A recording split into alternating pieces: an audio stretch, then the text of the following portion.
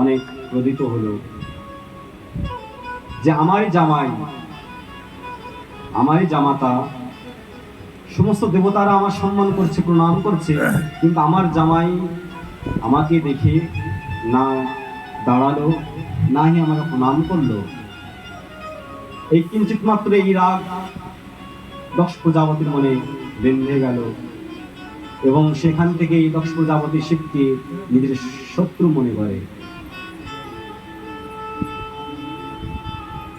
এই অপমানের প্রতিশোধ নেওয়ার জন্য দক্ষ প্রজাপতি কি করল, নিজ গৃহে হরিদ্বারে বিশাল যজ্ঞের আয়োজন করল।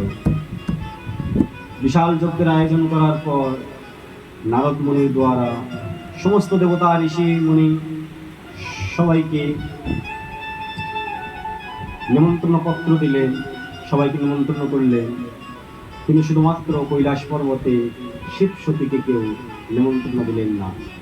এবং এমনকি কোনো দেবতারাও নিমন্ত্রণ পাওয়ার পর শিব সতীকে এই সংবাদও জানালেন না যে তোমার শ্বশুর বাড়ি এবং তোমার বাপের বাড়ি এত বড় যজ্ঞ হচ্ছে, তোমরা কি যাবে না? সমস্ত দেবতারা নিমন্ত্রণ পেয়ে দক্ষ প্রজাপতির বাড়ি গিয়ে উপস্থিত, যার যার আসনে সবাই বসে পড়লেন। ঠিক এমন সময় সত্যি কোনোভাবে জানতে পারলো যে আমার পিতালয়ে বিশাল যজ্ঞের আয়োজন করা হয়েছে।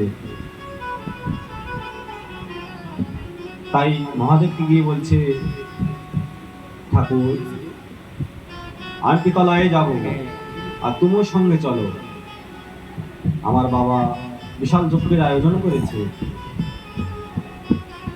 মহাদেব বলছে, সতী যেখানে নিমন্ত্রণ না হয় সেখানে যাওয়া উচিত নয়। সতী বলছেন, মহাদেব আপনি কি একটু জানেন না যে নিজের পিতার বাড়ি এবং গুরুর বাড়ি আর মিত্রের বাড়ি, প্রথমত পিতার বাড়ি, দ্বিতীয় গুরুর বাড়ি এবং কোনো মিত্র বাড়ি যদি কোনো অনুষ্ঠান হয়, সেই বাড়ি থেকে যদি নিমন্ত্রণ নাও যায়, সংবাদ শুনে সেই বাড়ি যেতে হয়। মহাদেব বলছেন, সত্যি তোমার কথা ঠিক, কিন্তু ওইখানে যজ্ঞটা শুধুমাত্র আমার জন্যই করছে, আমার প্রতিশোধ নেওয়ার জন্য।